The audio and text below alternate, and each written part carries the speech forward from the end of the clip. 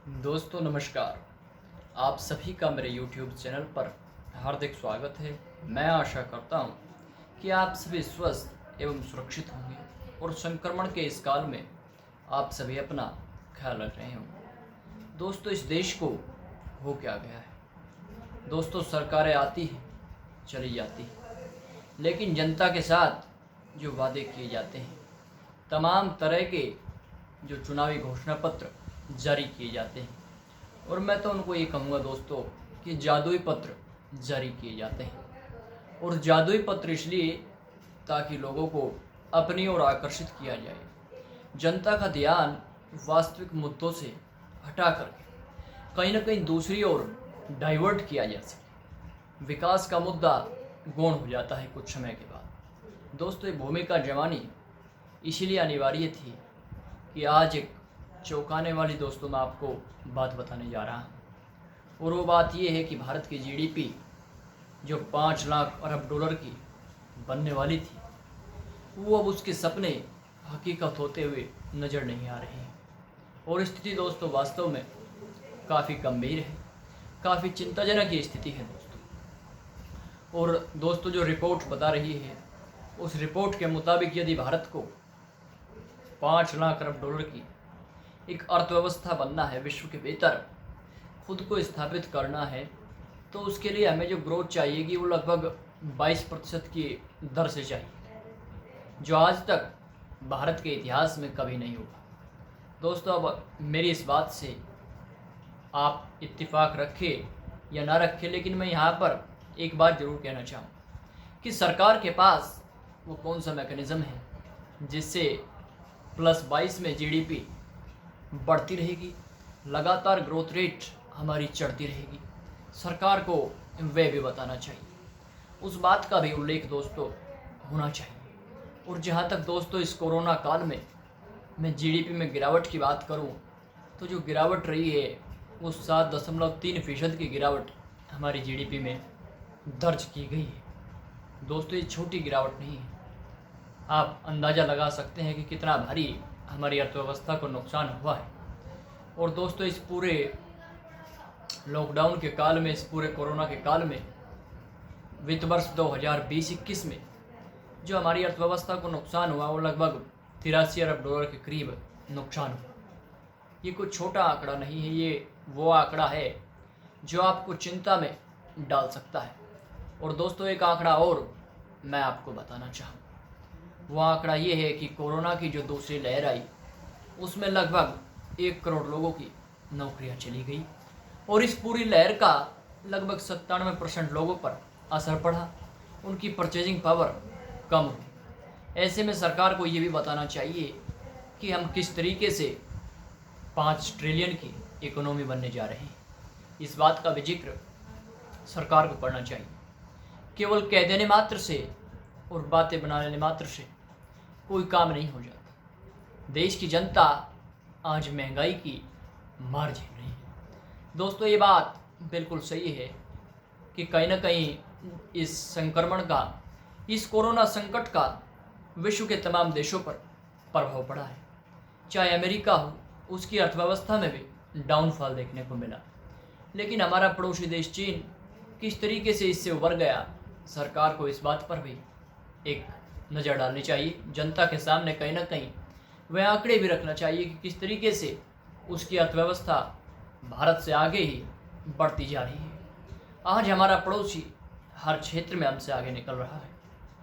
कहने को तो हमारा देश भी तरक्की कर रहा है, पाकिस्तान से यदि आप तुलना करेंगे तो निश्चित तौर पर भारत आगे निकल रहा है। लेकिन भारत की जो टक्कर है, चाहे गलवान घाटी में इस वक्त में जो स्थिति है, वो हमारे पड़ोसी चीन से है। तो ऐसे में हमें तैयारी चीन को देख करके करनी है।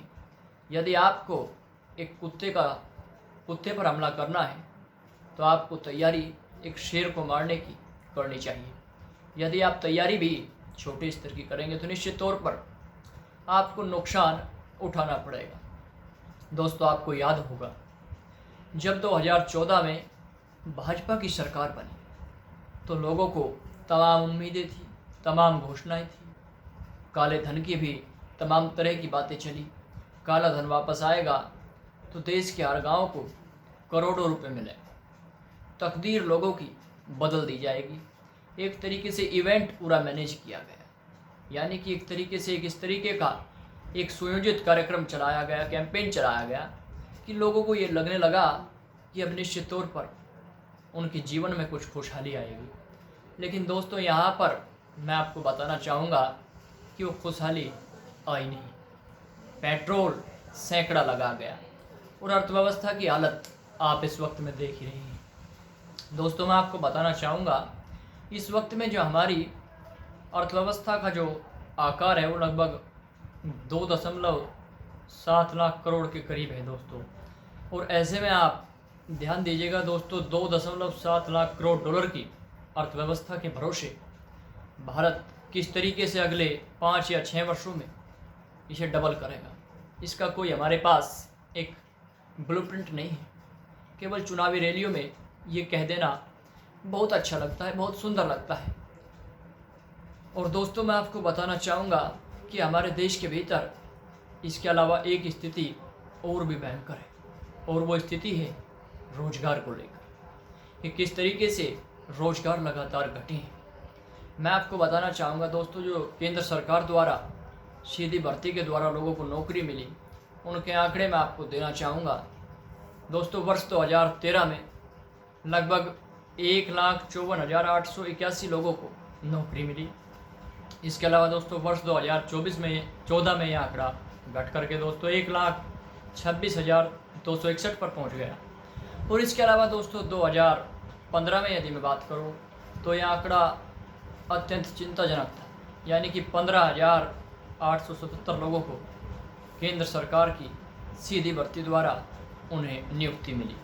तो दोस्तों, ये वो आंकड़े हैं जो वास्तव में चिंताजनक है। और ये दोस्तों, मैं आपको बताना चाहूँगा कि श्रम मंत्रालय की वर्ष 2016 के हवाले से मैंने ये बात कही है आप सभी के सामने। इसके अलावा दोस्तों, यदि बात की जाए राष्ट्रीय अपराध ब्यूरो के आंकड़ों की, वो भी काफ़ी चिंताजनक है। देश के भीतर जब लोग बेरोजगार होते हैं तो आप समझिए स्थिति क्या होती है। उस बेरोजगार देश के नागरिक ये प्रयास करते हैं कि कहीं से भी उन्हें रोजगार मिल जाए, कहीं से भी वो कुछ ऐसी स्थिति में आ जाए कि उनके जीवन में बेहतरी आए। और दोस्तों, रोजगार न मिलना ही देश के भीतर, दुनिया के भीतर अपराध के बढ़ने का एक सबसे बड़ा प्रमुख कारण है। और दोस्तों, यहाँ पर आपको मैं कुछ आंकड़ों के द्वारा बताना चाहूँगा कि किस तरीके से राष्ट्रीय अपराध ब्यूरो के आंकड़े बताते हैं कि वर्ष 2018 में लगभग 12,936 बेरोजगार युवाओं ने आत्महत्या की देश के भीतर। इसके अलावा दोस्तों 10,349 के करीब किसानों ने आत्महत्या की। ये वो आंकड़े हैं जो हम सभी को ये सोचने पर मजबूर कर रहे हैं कि क्या इसी का नाम विकास है, इसी का नाम आधुनिक भारत है। दोस्तों, आपको इस पर विचार करना चाहिए। दोस्तों, इसके अलावा जैसा कि रिपोर्ट आती है, रिपोर्ट्स आने के बाद जब बेरोजगारी के आंकड़े आते हैं तो सरकार उन्हें अपने स्तर पर छिपाने का भी प्रयास करती है। दोस्तों, मैं आपको बताना चाहूँगा वर्ष 2019 की NSSO की रिपोर्ट में ये कहा गया कि देश के भीतर जो बेरोजगारी दर है वो वास्तव में काफ़ी गंभीर स्तर पर पहुंच चुकी है। और ये कहा गया कि लगभग 6.1% के करीब हमारे देश में बेरोजगारी दर है, बेरोजगारी है। लेकिन दोस्तों, उस रिपोर्ट को नकार दिया गया उस वक्त में। हालांकि फिर बाद में मई महीने में श्रम मंत्रालय ने इस बात को स्वीकार किया कि हमारे देश में जो बेरोजगारी के आंकड़े हैं वो वास्तव में 45 वर्ष के सबसे निचले स्तर पर है। तो ऐसे में देश किस तरीके से तरक्की कर रहा है, आप सबको ये भी दोस्तों ध्यान में रखना चाहिए और सरकार को ये बताना चाहिए कि सरकार इस दिशा में क्या कर रही है। दोस्तों, इसके अलावा मैं आपको बताना चाहूँगा वो आंकड़े जो आपके लिए जानना और भी ज़रूरी है, जिस मुद्दे को लेकर के बाबा रामदेव ने भी मैदान फतेह करने की कोशिश की थी। दोस्तों, लोकसभा में एक रिपोर्ट पेश की गई थी फाइनेंशियल कमेटी की तरफ से, फाइनेंशियल स्टैंडिंग कमेटी की तरफ से दोस्तों, जिसमें कहा गया 2019 की रिपोर्ट है दोस्तों। मैं आपको बताना चाहूँगा कि उसमें बताया गया कि देश के भीतर से देश के बाहर से दोस्तों माफ़ कीजिएगा, वर्ष 1980 या 90 से लेकर के 2010 तक लगभग 34 लाख करोड़ के करीब का काला धन बाहर गया, यानी कि ब्लैक मनी स्विस बैंकों में जमा।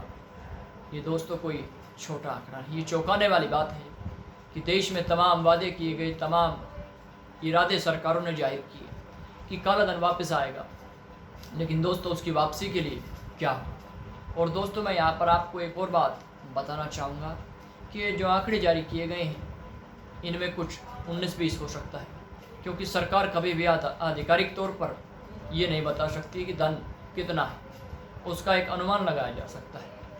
इसके अलावा दोस्तों कई सारे वे आंकड़े हैं जो हमें और भी चिंता में डालते हैं। दोस्तों आप सभी संजीव चतुर्वेदी जी के नाम से वाकिफ़ होंगे, वो IFS है और उनके साथ क्या हुआ ये भी आप जानते हो। संजीव चतुर्वेदी जी जो एम्स में सतर्कता अधिकारी नियुक्त किए गए थे, लेकिन दोस्तों उनका दोष ये था कि उन्होंने एम्स के भीतर जो घोटाले हो रहे थे, जो गड़बड़ जाला एम्स के भीतर था, दिल्ली एम्स के भीतर, उसको जग जाहिर करने का प्रयास किया। और इसमें दोस्तों हमारे देश के कई नेता भी फंसते हुए नजर आ रहे थे। तो ऐसे में क्या होता है, वही होता है जो हमारे देश के राजनेताओं को मंजूर होता है। 2014 में उन्हें उनके पद से हटा दिया जाता है, पदमुक्त कर दिया जाता है और आरोप लगाया जाता है कि इस व्यक्ति ने अपना कार्य ढंग से नहीं किया। यही तो हमारी राजनीतिक पार्टियों की खूबसूरती है कि वो इतनी खूबसूरत दलील हमारे सामने लेकर के आते हैं कि यदि कोई काम करना भी चाहे तो उसे काम करना नहीं दिया जाएगा, यदि कोई ईमानदारी से कुछ करना चाहे तो उसके खिलाफ 10 आरोप तैयार कर दिए जाएंगे। इसके अलावा दोस्तों मैं आपको बताना चाहूँगा कि जो हमारे IFS अधिकारी हैं, इन्होंने संजीव जी ने वर्ष 2009 में भी झज्जर और हिसार में वन घोटाले का खुलासा किया था। उसके बाद ये राज्य सरकार के निशाने पर आए तो इन्होंने केंद्र से प्रतिनियुक्ति मांगी, इन्हें केंद्र ने प्रतिनियुक्ति दी, लेकिन फिर जब दोबारा से इन्होंने अपना कार्य शुरू किया तो फिर वही हुआ कि यहाँ पर तो यदि आप भ्रष्टाचार खोलेंगे तो आपको पीछे सरका दिया जाए। ये हमारे देश की वो खूबसूरती है दोस्तों, जिस पर आप सभी को विचार करना चाहिए, सोचना चाहिए, मंथन करना चाहिए। दोस्तों इसके अलावा मैं आपको एक और दिलचस्प बात बताना चाहूँ। हमारे देश में चुनाव से पहले ये कहा गया कि काला धन आएगा, लेकिन ये नहीं बताया गया कि वो धन कितना आएगा। और दोस्तों इसी को लेकर के इन संजीव महोदय ने जो IFS अधिकारी हैं, इन्होंने सरकार से, PMO से एक जानकारी मांगी कि आप ये बताइए कि कितना धन बाहर से हमारे देश के भीतर आया, यानी कि सरकार कितना काला धन वापस लाने में सफल रही, सक्षम रही। ये बताने का सरकार को कष्ट करना चाहिए, क्योंकि ये देश के नागरिकों का अधिकार है कि जिस वादे को लेकर के उनकी प्रिय सरकार सत्ता के शिखर पर पहुंची थी, उसने आखिर क्या किया। तो दोस्तों इसको लेकर के एक अजीब जवाब आता है, वो आता है दोस्तों धारा 8(1)(h), RTI की धारा 8(1)(h। इसमें कहा जाता है कि इसके तहत यदि कोई ऐसा मामला है जिससे राष्ट्र की एकता, अखंडता और राष्ट्र के दूसरे राष्ट्रों के साथ संबंध खराब होने की स्थिति उत्पन्न होती है, या फिर देश के वित्तीय मामलों से जुड़ा हुआ कोई सवाल पूछा गया है RTI के भीतर, तो उसे बताने के लिए सरकार बाध्य नहीं है। वाह तेरी खूबसूरती, कितना सुंदर यहाँ पर जवाब मिला कि देश के नागरिकों को भ्रम में रखने का, बहकावे में रखने का सरकार के पास एक और अस्त्र मिल ही गया।